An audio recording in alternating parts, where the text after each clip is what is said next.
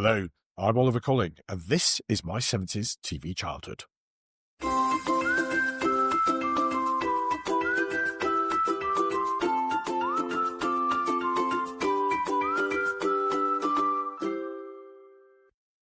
Hello, and welcome back to my 70s TV childhood. We are the premier podcast which looks back with fond memories to the 1970s and to what it was like to grow up then as a child in Britain, and the important role that television played in our and our families' lives back then. We may also be the only podcast which has such a specialist subject, but no matter. I'm so pleased you've joined us for a trip down memory lane, and I hope, particularly if you're a new listener, that you will enjoy listening and also catching up on our back catalogue, which now goes back over 6 seasons and more than 160 episodes. And they said it wouldn't last. Oh, ye of little faith. Well, the truth is, I think that nostalgia has great appeal, particularly to most of us who remember the subjects we speak about, who are, well, how can I put it kindly? We're getting on a bit, and so nostalgia gives us a bit of comfort. What I personally take great comfort from is that you're a very engaged group of listeners, which was demonstrated by our recent Points of View episode, where we played back a few of your lovely comments which you made about the podcast. Thanks again to all of you who did get in touch, and particularly to those whose comments were used on the episode. I'm so sorry if we didn't mention your own comments, but if I'd read out every wonderful bit of feedback we'd had, I would literally have been on there for hours, and even our most loyal listeners may have got a bit fed up with that, I dare say. Remember, if you do want to get in touch, we have lots of ways you can do so. You can leave a comment on our blog at www.my70stvchildhood.com, or on one of our social media pages on Facebook, Twitter/X, YouTube, or LinkedIn. Or you can just drop me a line to oliver@my70stvchildhood.com. Oh, and whilst I remember, we are now sharing video on our YouTube release of the podcast. It's early days, but we would love to know what you think about it.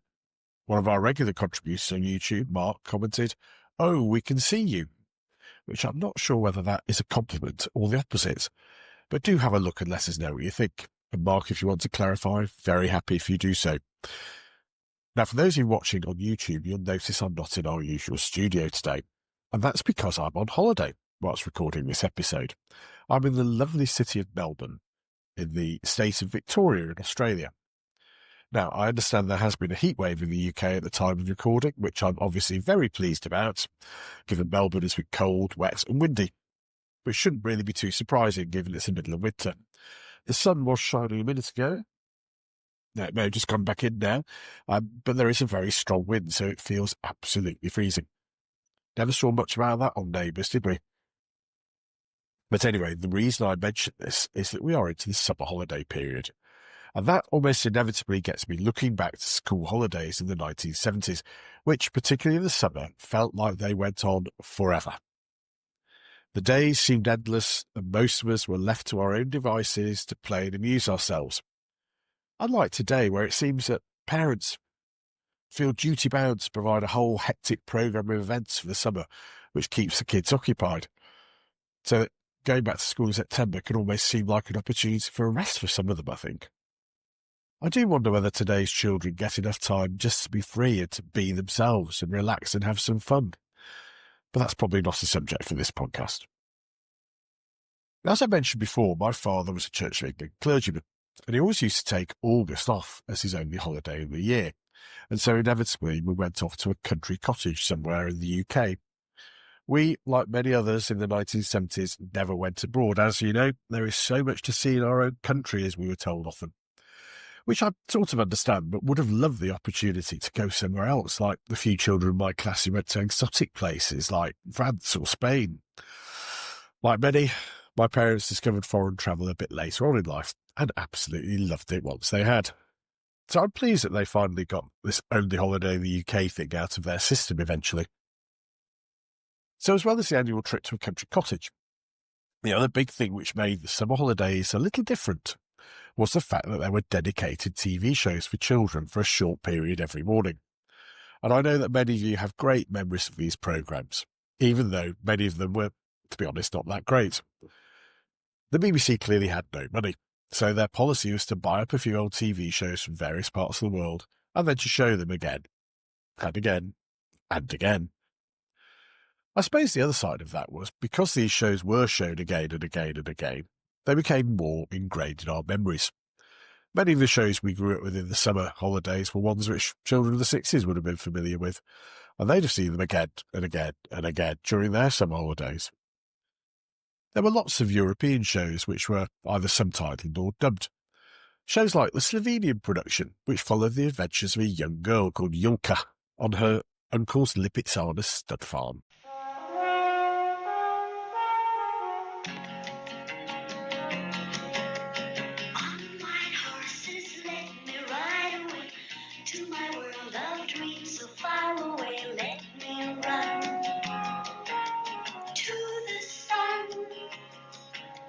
To a world my heart can understand. It's a gentle, warm wonderland far away. Stars away, where the clouds are made of candy dust. As the day is on, when the stars are gone, we'll race to meet the dawn. So when I can only see the gray of a sad and very lonely day, that's when I softly sigh.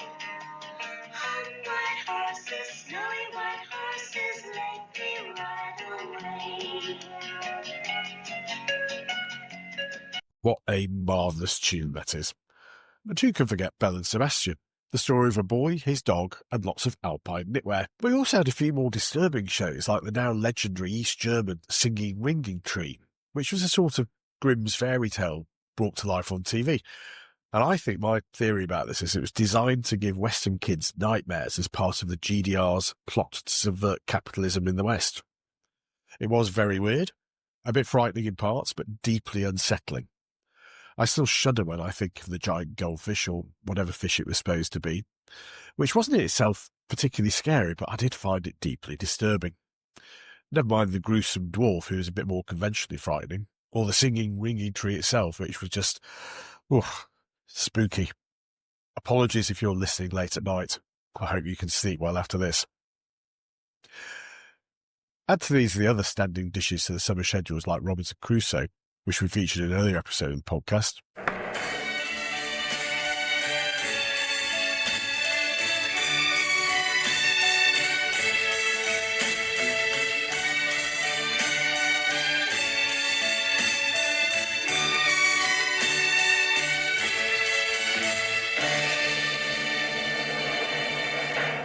Sorry, I couldn't resist slipping that in, as it never fails to take me back to childhood. But alongside Mr. Crusoe, we had regular reruns of Hergé's Adventures of Tintin, the Crab with the Gold Claws, and then the old Flash Gordon serials from the 1930s, which my father had watched when he was a child in the cinema, and Asterix the Gaul. We got to see these so many times we knew what was coming, but it didn't reduce the enjoyment that much for me, to be honest. It just brought a sense of nice familiarity. But there was one show which was regularly shown in the holiday slots, which I loved probably more than any of the others. So for the rest of this episode, we're going to explore the unlikely legend of the Flashing Blade, how it began, why it stuck in our cultural memories, and how a serious historical drama turned into one of British kids' TV's most enduring memories. So grab your plumed hat, polish your boots, sharpen your sabres, jump on your horse, and get ready to charge. Let's go!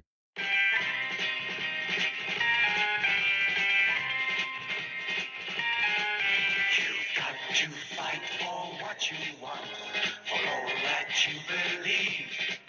It's right to fight for what we want, to live the way we please. As long as we have done our best, then no one can do more.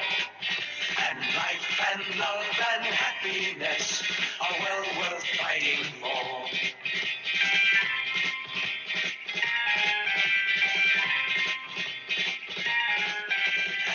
Should never count the cost, or worry that we'll fall. It's better to have fought and lost than not have fought at all. Let's always take whatever comes and never try to hide.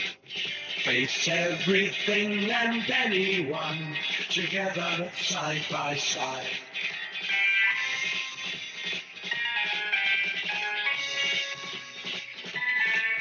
You've got to fight for what you want, for all that you believe. It's right to fight for what we want, to live the way we please. As long as we have done our best, then no one can do more. And life and love and happiness are well worth fighting for. They're well worth fighting for.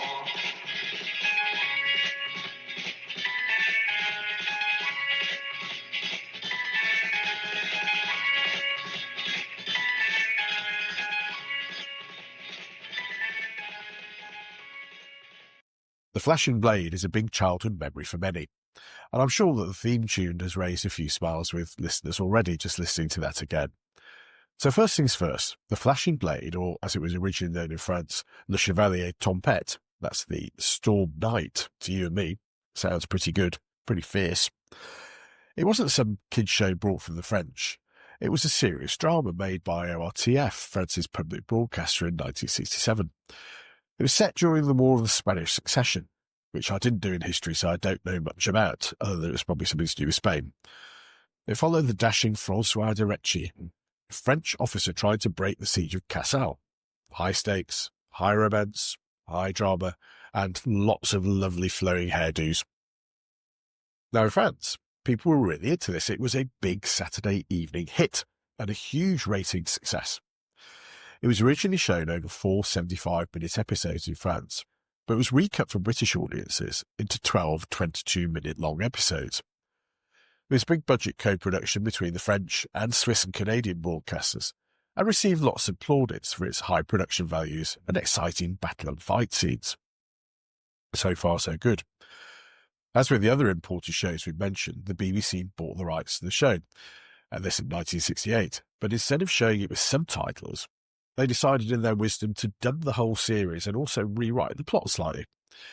This was overseen by the legendary Peggy Smith, who did similar things for lots of other foreign imported shows, and whose name appears on the closing credits to the show.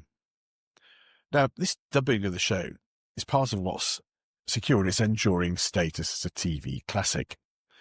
There were only a small number of actors involved in the dubbing, and that was one of the features of the show. It looked like they just hired a few British voice actors, some say as few as 3 or 4 apparently, to voice every character, to every colonel, every servant, every old woman crying in the background, all voiced by the same handful of people, desperately trying to sound different. The result?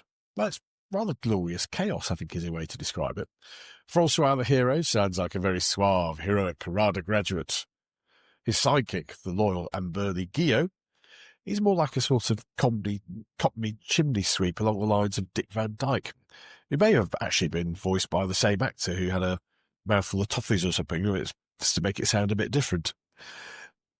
He came out with lines with things like, "God blimey, François, shall I bash him with my baguette?" It was odd. It was funny, and we loved him. And incidentally, I can't seem to find any record anywhere of who the actors were who performed the dub. Perhaps the realisation that it wasn't the greatest dub job ever done drove them into vows of secrecy. So if any listeners do know the true story of who dubbed the show, then do let me know. I'd love to hear. There was a plot, but I do remember it being a bit confusing. The whole thing revolves around the efforts of the dashing French spy to engineer the garrison's rescue.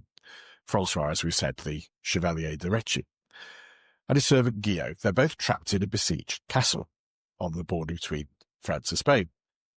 And when the Spanish elite hear of a possible truce between France and Spain, some of them don't want that because the capture of the castle has strategic importance to them personally, particularly the fiendish, rather evil Don Alonso. Boo, Don Alonso, we don't like him. The Spanish begin a bombardment in order to catch the French castle before any form of ceasefire agreement is agreed, and the garrison commander, General Toiras, recruits François and Guillot to break through Spanish lines and to get word of the attack back to the French army. And the pair, with their superior swordplay, horsemanship and general all-good fighting talent, embark on a daring mission, evading capture enemy spies pursuing soldiers to deliver their message. And the series ends up with the Chevalier bringing news of the peace conference's decision to the Spanish forces surrounding the castle. I think one of my favourite characters was the garrison commander, General Tuares, who seemed to get more miserable every time he featured in a scene. He was constantly looking at maps, consulting his officers as the Spanish fired more cannonballs in his direction. Another reason why it's so memorable is that, well, in spite of being an avid TV watcher as a child, you'd never have guessed, would you? I never saw the last episode of The Flashing Blade. Now, I think there are two reasons for this. The first one was that BBC used to show kids' shows over an extended holiday period, and often we had to go back to school before the final episode of a certain show was broadcast. Presumably that meant there were some of you listening in different parts of the country who never saw the opening episodes of some shows as well. But with The Flashing Blade, there was another reason.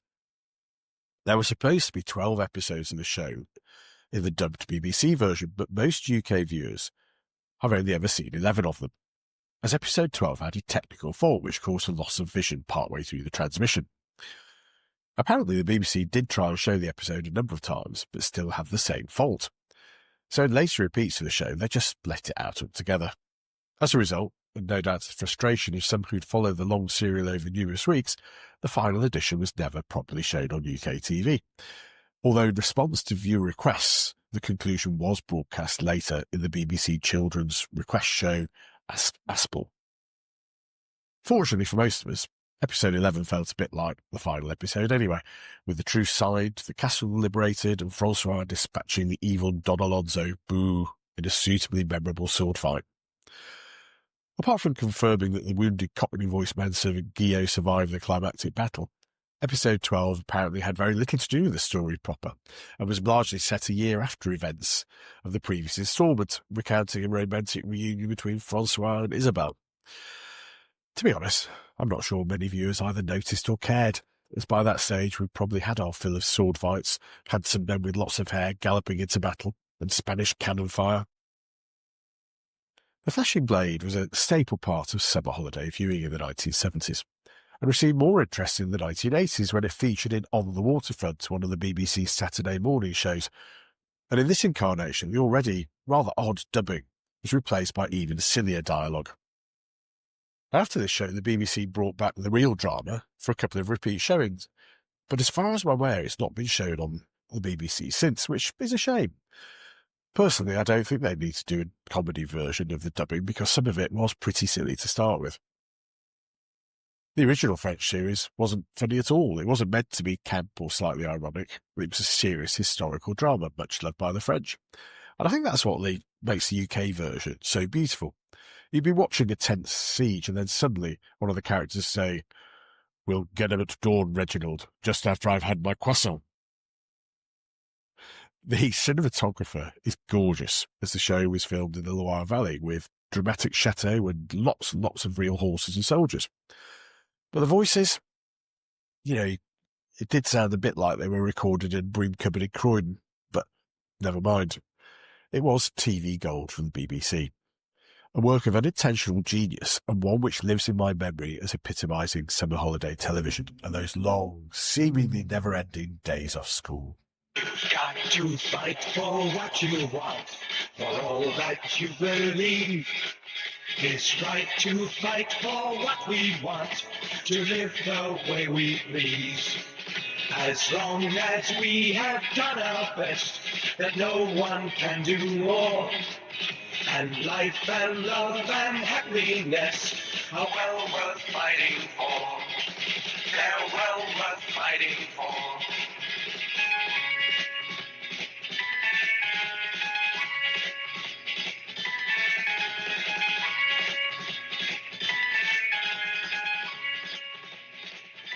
Do you remember The Flashing Blade? Am I being a bit cruel about the dubbing? Or more importantly, can you help solve the mystery of the dubbing and who was involved? If so, then do get in touch via the various ways I mentioned earlier, full details of which are also in our show notes. Well, that's all we have time for this episode. Join us again in a week when we will be presenting another one of our fiendishly testing 1970s TV-themed quizzes, and again in a fortnight for our next regular podcast.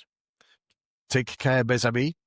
Don't forget the legend, which is the Flashing Blade, and join us again soon for more from my 70s TV childhood.